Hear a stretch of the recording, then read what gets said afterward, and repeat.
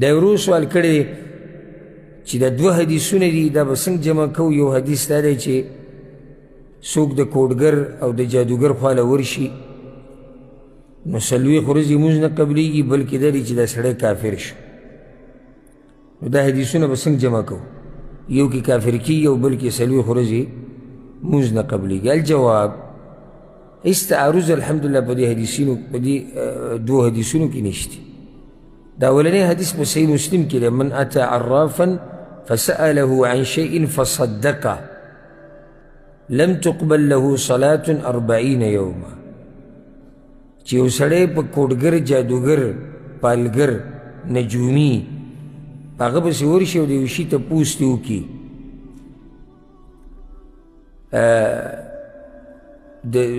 من اتی عرافا فسأله عن شيء فصدقه بکې نشته، عفوا من اتی عرافا فسأله عن شيء. یو سړی چې په کوډګر جادوګر پسې ورشي، کاهن پسې د څه شي تپوس ترې صرف وکړي، بس پیغمبر صلی الله علیه وسلم څلوېښت ورځې لمونځ نه قبلیږي. دا بل حدیث امام ابو داود راوړی، من اتی کاهنا فصدقه بما یقول. چې څوک په جادوګر، کوډګر، نجومي، پالګر پسې ورشي او دی وله دا خبره ومني، فقد کفر بما انزل علی محمد. نو په محمد صلی الله علیه وسلم چې کوم کتاب نازل شوی دی د هغې نه انکار وکړو، کافر شو. نو دواړه حدیثونه جمع کېږي او دواړو کې مسله څه ده؟ جدا جدا ده، یو مسله خو نه ده. د اولنی چې دی دې تللی ده او څه چلې کړی دی، صرف تپوس کړی، خبره وله مني نه، رښتینې نه مني. سزا صرف د دې تپوس دا شوه او خوا ته دې تک چې څلوېښت ورځې له الله لمونځ نه قبلوي. هر چې دا دویم دی نو هغه دویم څه چل کړی دی؟ دویم پې یقین کړی دی، نو دی کافر شو. ځکه چې د په هغه څه یقین وکړي چې هغه د قرآن خلاف دی. او الله په قرآن کې وایي قل لا یعلم من فی السماوات والارض الغیب الا الله.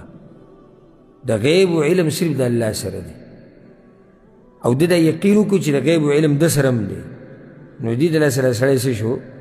دی کافر شو. دلته دا مسله یاده کړي چې د دې جادوګرانو خوا ته تګ، د دې کوډګرو او د دې قسمه خلکو خوا ته تګ د معمولي مه ګڼئ. ګورئ که صرف هسې لاړې که نه وه چې ننداره کړو، څلوېښت ورځې لمونځ نه قبلېږي.